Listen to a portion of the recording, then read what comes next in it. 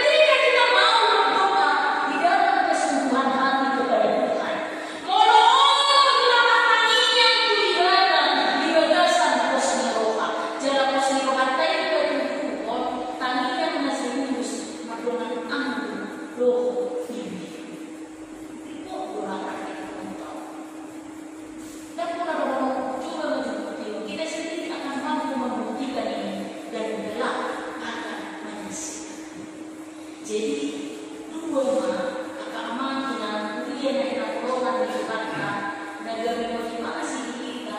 Masa tidak berkat kita mudah berjuang. Masa tidak terjadi Tuhan ini. Nanti katakan sama kita bahkan bersabda. Oh makna ala Kristus do nama pokok hedwell di kita. Karena Kristuslah satu-satunya pembawa keselamatan bagi kita. Karena Kristus yang menjadi penghubung dan pengantara kita kepada Allah. Dan itu pun akan sungguh-sungguh kita nikmati di bagasi kebenaran dan kita. Mono saya menonton kita maknanya di bagasi positiroha kita. Mana kita.